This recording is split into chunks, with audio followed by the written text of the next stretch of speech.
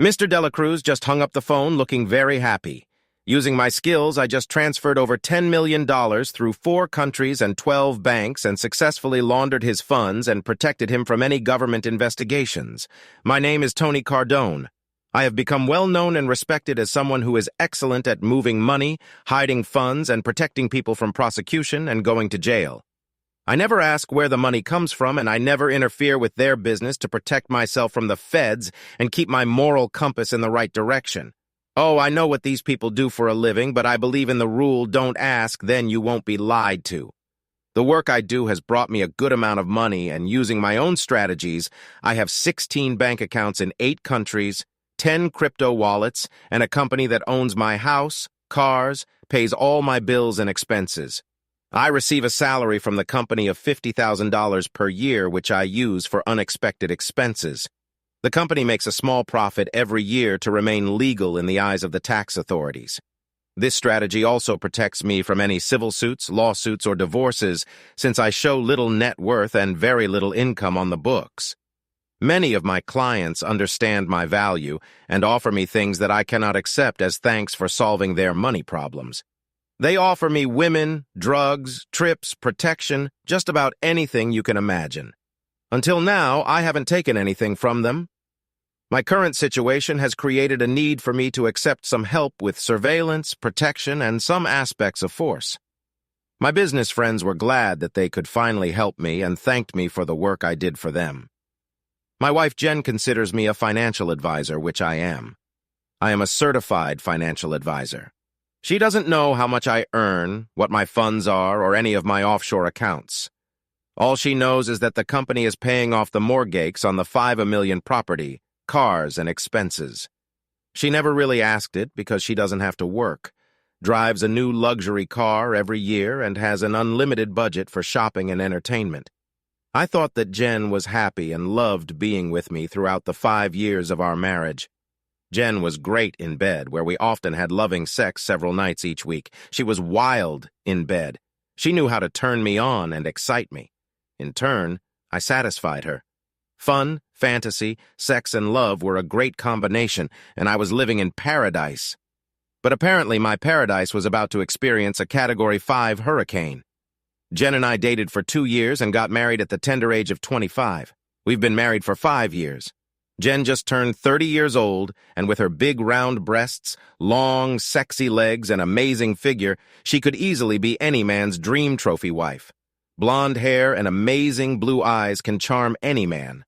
She was always looked at by men and constantly pestered, but she did not respond to any of their advances and happily showed off her engagement ring and 3-carat diamond ring, letting them know that she was married. Before we got married, I found out that in college she dated a man named Josh Winters. She was madly in love with Josh, but he wasn't ready to settle down. Instead, Josh enlisted in the Marines and their relationship eventually fizzled out. Now I found out that 8 years later, Josh Winters left the service and returned to our city, and Jen could not get over her love for him. When Josh returned from his 2 tours, he of course sought out old friends, including my wife. Jen had always been under his spell, and after he got her cell phone number from a mutual friend, he texted and called her, trying to meet up like old times. It was 6 weeks ago when Jen started acting differently, probably out of guilt for communicating with Josh and keeping it a secret. Excessive attention and additional sexual games with me were pleasant, but unusual for Jen. She was always attentive and cheerful, but it was clear from her actions that something had changed. I didn't wait and paid closer attention to Jen. That weekend, one of our friends mentioned Josh at a barbecue and said he was back in town. I asked when he returned, and it coincided with the changes I noticed in Jen. The next day, I called one of my business friends and told him what was going on and that I might need his help. He was excited that he could finally do something for me after all the money I made for him and how I kept him out of trouble with the feds. I gave him all the names and information, and he told me that they would contact me soon. Who knows what these guys do, but they very quickly gave me a 4-inch dossier on Josh Winters, containing almost his entire life, history, and information. Everything from a copy of his birth certificate to his college records, to his family tree, to his military records. I knew more about this guy than his own mother. I also received a daily printout of his text messages, including over 15 per day messages to my wife. I was told not to ask where they got this information. At first, the messages were friendly and what you would expect from an old friend, but after the first week, they became sexual.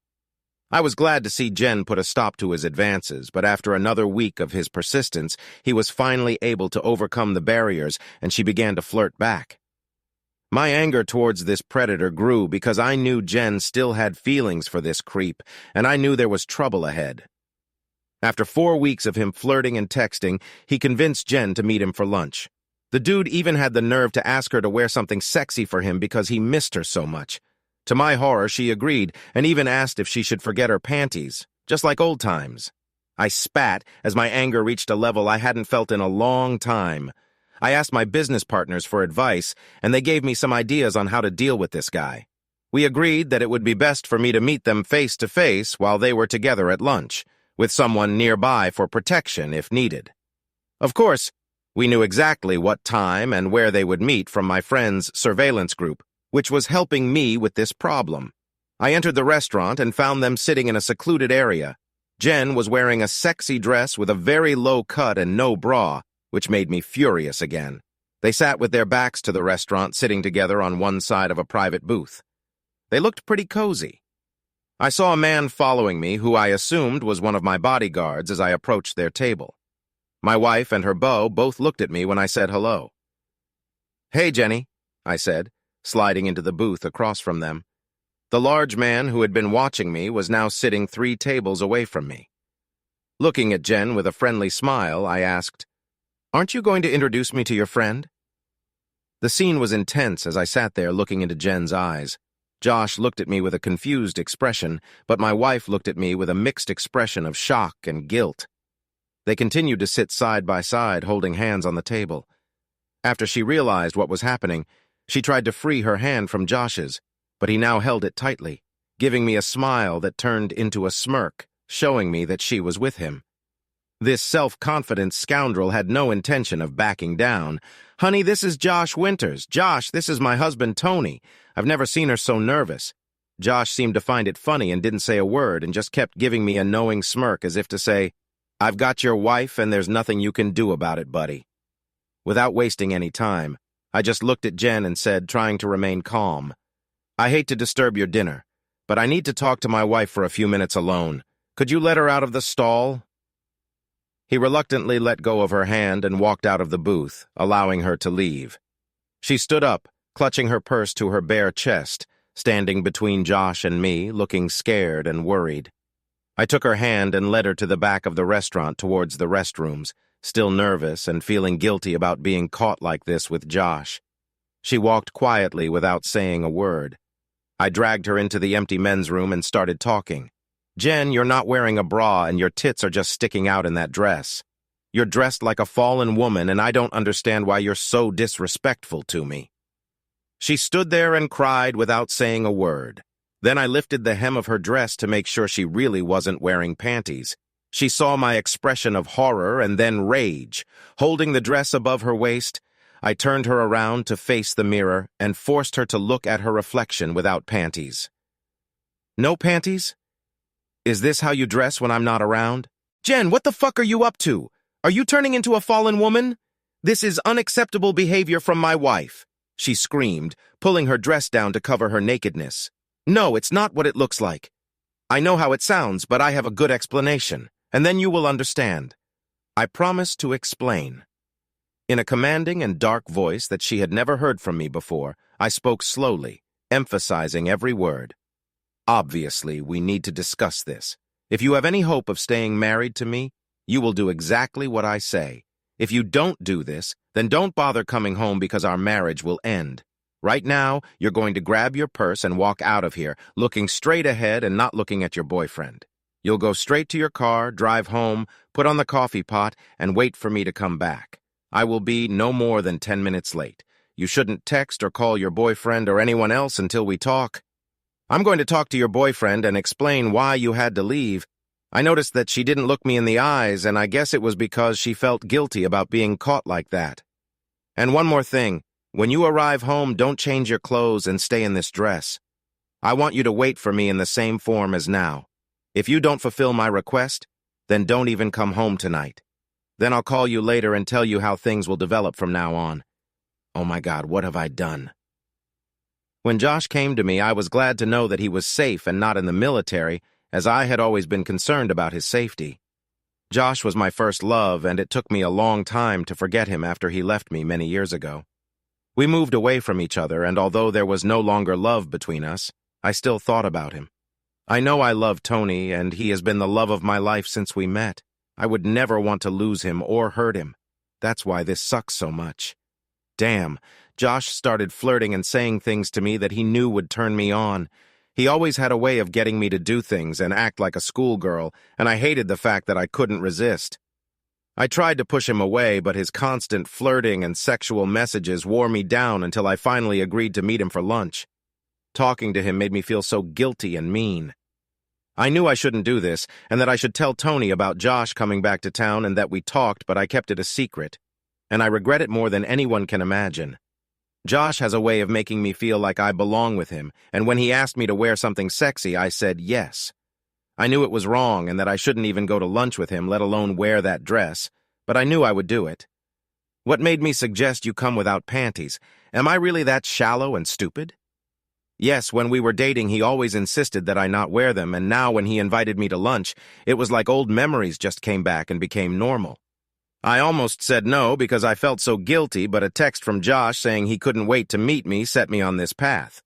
It was hard not to tell Tony, but I just figured one dinner for old time's sake wouldn't be a big deal just for a couple of hours, just like old times, just like he said. Josh knew how to get me to do things even when I didn't want to. I'll be honest, when I saw him in the restaurant, I felt horny. I knew we had a special chemistry, and now he looked sexier than even I remembered. 8 years in the Marine Corps created such a massive, beautiful muscles that any woman could dream of. My face turned red as he kissed me and helped me sit in a private booth. It was like old times. We laughed, and it felt like he never left. I felt happy and excited to be around him, and when he took my hand in his on the table, I felt safe and warm. We were only there for a few minutes laughing and having fun when out of nowhere Tony appeared in front of us. And the next thing I knew, he suddenly sat down right in front of us with a sadistic smile on his face that sent a chill down my spine. I felt my heart stop as I realized what I was doing and what it all looked like. When Tony looked down at us holding hands, my world fell apart. I saw the pain and anger in his eyes, and I wanted to jump over the table and hug him and tell him how much I loved him and take away his pain. I could never intentionally hurt Tony, but that's exactly what happened. The way he looked at me with disgust and contempt broke my heart. The man I love and have been with for the last 5 years was looking at me with another man, a former lover. I didn't know what to do, and sat there frozen and speechless. When Tony said he wanted to talk to me, my heart broke because I expected him to tell me it was over between us.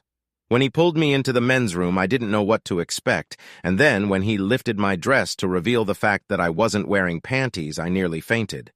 I can only imagine what he was thinking, and at that moment I felt like such a fallen and cheating wife. When he told me to go home and wait for him, I remember how it sounded. The way he behaved scared me to the core. I knew I had to listen to him to save our marriage and make him understand why I did this. I have to fix this and just agree to whatever he says. Then when he said he was going to talk to Josh alone, I was afraid for him. Josh is much larger than Tony, and with 8 years of Marine training, I was afraid that Tony might get hurt. I wanted to tell him not to do this, but I was confused. I tried to apologize, but Tony just told me again to go home and that he would be there soon. Then when he told me not to change my clothes, I realized that I was in trouble, and that it would be difficult for me to explain my actions. How did I let Josh talk me into this? I didn't want him in my life. I just wanted to relive old times and have some fun.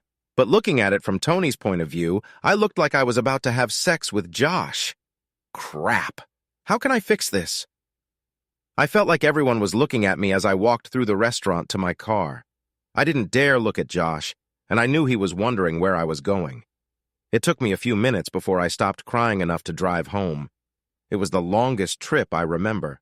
Seeing the pain in Tony's ease made me cry again. How could I do this to him? I can't believe I let Josh manipulate me like that, and somehow I have to get Tony to understand and forgive me. Damn, I'm so screwed right now, and it's all because of Josh and my stupidity. When I got home, I put on the coffee and sat there wondering what happened to their conversation. How long will it be before Tony comes home? Will he yell at me? Can I save our marriage? I need it. I don't want to live without Tony, and he needs to know that he is the only one I love and want in my life. I went back to the table and chatted with Josh. Well, it looks like Jen won't be coming back, and I just wanted to chat with you. I'm sure you know that Jen still has feelings for you and is easily manipulated, as you have seen both today and over the past few weeks, but you have to understand that she is married to me, and I am not going to share with her. I'm not a possessive or reckless person, so today I'll give Jen a choice. Stay in our marriage or leave me for you, but not together. She will make this decision on her own without your influence. May the best man win, and if she wants you, then so be it. But if she wants to stay in our marriage, she will no longer contact you. If you don't hear from her today, I'll expect you to never call or text her again. Do you understand what I'm talking about? Listen, dude, I'll call or text her whenever I want. She is a grown woman and makes her own decisions. She doesn't belong to you. I can guarantee one thing: she will be with me again eventually. She can't resist the memories of our sex with her. Sorry, but you'll have to live with it, he said again with the same smirk. Oh, Josh, I hope you will be a reasonable person. I mean, you're a handsome guy, big and muscular. I'm sure there are hundreds of single women who would love to have you. Why can't guys like you just leave married women alone? You see, Josh, you may be a big, macho, nice guy to whom Jen still has feelings, but you underestimate me. Look, Josh, you don't know what I do for a living or who I hang out with, and that my friend is your first mistake. I know everything about you and what you did. By the way, how are your parents, Michael and Ingrid? They really love their two dogs, Casey and Mickey, don't they? You know, it's been over 4 years since you saw your sister Kate in Austin, and her 3 daughters are getting older and would love to see their Uncle Josh. Oh, and your best friend Billy's girlfriend is pregnant and having a boy. I don't think she's told him yet, but I'm sure he'll be delighted. I read all your text messages to Jen, and I have to say that you are persistent. Look, you may be a big, dangerous dude, but the friends I have in my work are ruthless and owe me a lot. Now I grind at him. Like you said, she can't resist you, but tonight we'll see who's the better man. Does she want a macho loser like you, or will she stay true to our 5-year marriage? See, Josh, I'm going to be objective. I'll give her a choice. Her choice will be simple. She can choose to be with you and leave me and our marriage, and if that is her choice, I will respect it and wish you both the best. I will not live with a woman who wants another man, and I will not share it will hurt, but I'd rather let her go now and move on. Now, on the other hand, if she decides to remain faithful, there will be some changes for her after her trick with you today. You two have damaged my level of trust, and it will need to be restored. As for you, if she stays with me, you won't contact her anymore. This means no text messages, no emails, no phone calls, and no contact with friends. You will disappear from her life. If you walk into a restaurant and see her there, you will turn and walk away. If you're at a party or a club and you see her, you'll leave. You will not do anything behind my back or try to contact her because the pain you will experience will be like nothing you have experienced before. Your loved ones will pay for your stupidity. Do you understand what I said? Do you understand how serious I am? Josh sat there with a stunned expression on his face, not knowing what to think. How the hell do you know so much about my family and my life? Like I said, I have a lot of friends who owe me a favor, and those friends are not the people you want to get involved with. I may seem like a meek guy, but let's just say there's more to me than what you see. Are you really going to offer her a chance to leave you for me? I am a man of my word. Yes, if she were any other woman who showed me such disrespect as she did with you today, I would have kicked her out and ruined her already. But I love this woman, and I will give her one chance and one chance only. If you are right, and she cannot resist you, then by midnight tonight, she will contact you and be yours. The other choice is to forget you. Keep my wedding vows and remain my faithful wife. If she stays with me, you will be dead to her, and you will no longer interfere in our marriage. Tony, I hope you keep your word about letting us live in peace because I think she will want to be with me. That's what she told me, and I know how much she wants me, Josh said, trying to sound confident and responsible. This guy was cocky, but I had to wonder if he was right. I'll find out soon enough. I got up to leave and said I hope I never have to hear your name again or do anything I'd rather not do, but we'll see soon. As I was leaving, the man in the shadows stood up, gave Josh a long, angry look, and then left a minute after me.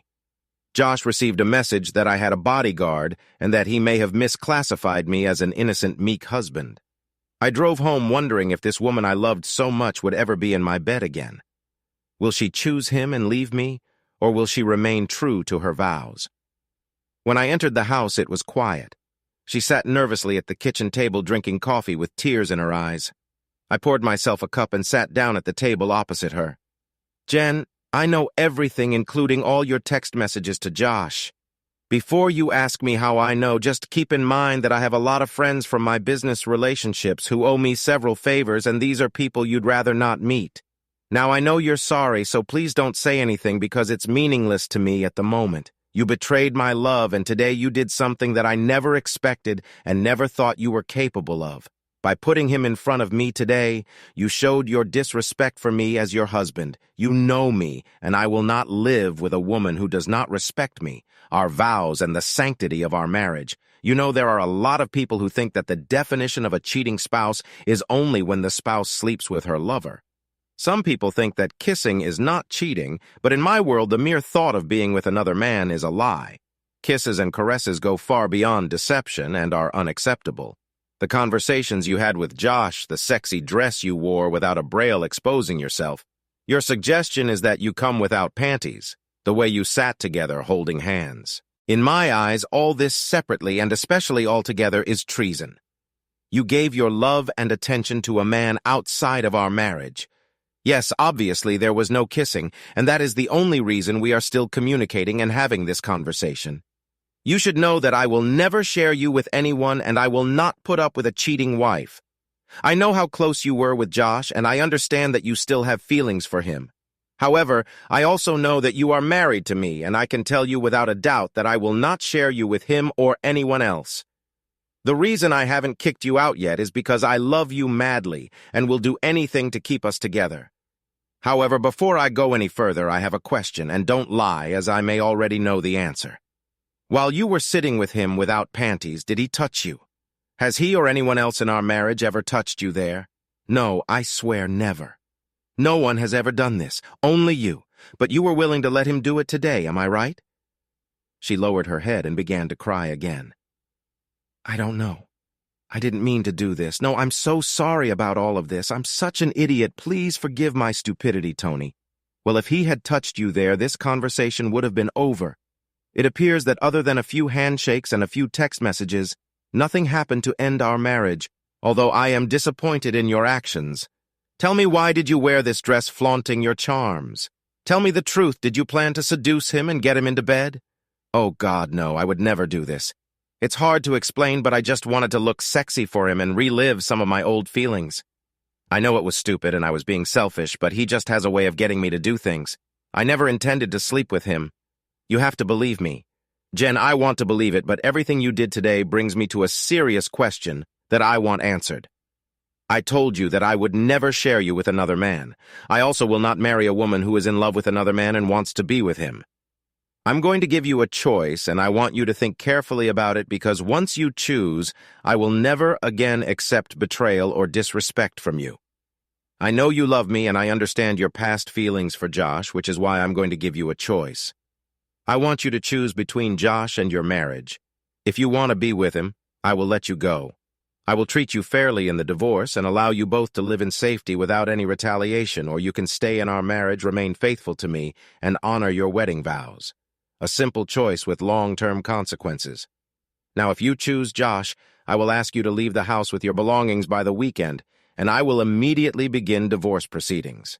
If you want to stay married, you will not be involved with Josh again, not today, not ever. This means he will be dead to you. I then proceeded to lay out the same demands I had told Josh, to never be in the same place at the same time, and what I would know if that happened. She agreed without any hesitation. So, Jen, today you have a get-out-of-jail card. This opportunity comes once in a lifetime. You have to choose between your ex-lover and your loving husband. I'm going to take a shower, and when I get back, I need an answer. Choose wisely. More before I left the kitchen, she blurted out, Of course I choose you, honey. I love you and don't want anyone else. Jen, you betrayed me today. I heard what you just said, but I want you to sit here for a while and think about it carefully. If we stay married, you will need to rebuild the trust we once had. You will also need to help me overcome the pain and anger you have caused, which will not be easy. Take your time and give me your answer after I get back.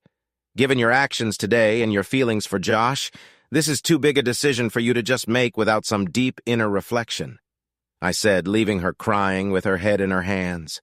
I took my time showering and getting dressed, and when I returned to the kitchen, she ran up to me, hugged me, and kissed me. "Tony, I will never leave you, and I will never do anything like that again. I promise I will make it up to you and be the perfect wife. I'm your wife, and I want your children, so please don't leave me.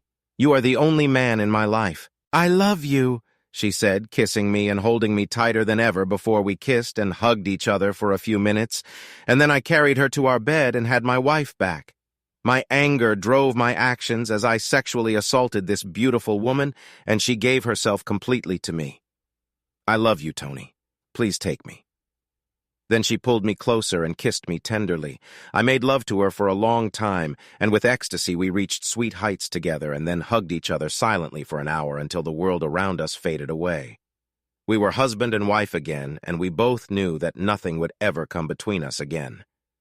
The next day, Josh reflected, "Crap, she didn't call me, so I guess she decided to stay with this idiot. I cannot believe this, the way we got along and the way she acted really made me think she would want to stay with me. I know that if I had been able to get her into bed that day, she would have left Tony in a heartbeat. As soon as I can do this, she will be mine again. Her husband really ruined my plans. Who is this guy, and how does he know so much about me and my family? Well, I'm not done yet, and I think I can get her back. Sorry, Tony, but you're going to lose this girl." A few days later, idiot Josh finally got the idea to text Jen, trying to convince her to leave me and be with him, which didn't surprise me. The good news was that Jenna showed me a text message and didn't respond to it. I told her that I had already seen his message and was glad she didn't respond, and told her that showing me the text was a smart step towards repairing our trust issues. The next day, I texted Josh asking if his parents had managed to find Casey and Mickey. Josh immediately called his parents and found out how hurt they were when they discovered they were missing. Josh realized he had hurt them by getting involved with Jen after Tony warned him not to. I made them disappear for a few days under good supervision just so Josh knew how serious I was. Josh called me back right after talking with his parents. "What the hell? What did you do? They better be alive or I swear I'll kill you, you bastard." "Well, Josh, you won't be able to kill anyone if anyone is going to die. It's you, my friend. I warned you not to mess with Jen, but you did. I also told you that if you get involved with her, you will feel pain like you've never felt before. The first time, it's just a little shake-up. Now I'm sure the dogs will be back soon, but let me be clear, this is your last warning. Never contact Jen again. Have I made myself clear? Yes. But they better come back in good shape, Josh, because you ignored my words. I will do whatever the hell I think is necessary, and you will have to deal with the results of my actions now. Since you just threatened me, they may come back in good shape, or they may not come back at all. I haven't decided yet, but your tone doesn't make me feel merciful. In fact, now I'm not even sure they'll come back. How does that sound, idiot? I wonder if Mom and Dad should know why their precious puppies went missing. Maybe I should call them, what do you think about this idiot? Okay, I'm sorry. Please return them, and I will stay away. I promise that's better, but next time, it won't be the dogs that disappear. Do you understand what I'm getting at? Accepted? I understand. I promise I will stay out of her life, and you won't hear from me again. So when will they be back? They'll just be home soon. Josh, you know, I'm 1,000 miles away. I can't control everything, and these people I'm involved with have their own opinions, but I'll talk to them and see what I can do, Josh. I really hope we never have to have a conversation again, because next time we don't, you'll be dealing with much bigger issues at 3 o'clock the next night. Josh's distraught parents cried tears of joy as their beloved dogs barked on their porch. They never knew what happened where they were, or that it was their son who hurt them. Josh heard the news and was relieved when the dogs returned. He even sent me a one-word message after we returned them that said, "Thank you." Josh finally realized the situation, stayed away from Jen, and found a job in another city several hours away. He tried to find out more about Tony, but was never able to find out more than the public information that Tony was just a financial advisor. Josh realized that the information about Tony was sealed and decided to move on and start a new life without his old flame. As long as Josh was alive, I knew there was a chance he could come back into her life, so 2 weeks after the incident, I gave Jen a post-nuptial agreement prepared by my lawyer. According to her, she agreed to give up everything, including the rights to all children born to us during our marriage due to any infidelity. Of course, it couldn't prevent a repeat of her last encounter with Josh, but she had enough incentive to think about the consequences between my new attention to her and her realization that I will constantly check in on her. Along with the post-nuptial agreement, we will weather any future storms that may come our way. About a year later, Jen became pregnant with their first child, and the couple were now closer than ever. Jen realized how close she was to ruining her life and dedicated herself to making Tony happy and strengthening her family. No one mentioned Josh anymore, and it was as if he never existed. One day could have broken everything forever, but Tony's love and attitude towards crap saved their marriage. Subscribe to our channel so that your second chaff doesn't cheat on you, and go ahead and listen to the next story, because this story is nothing compared to the next one.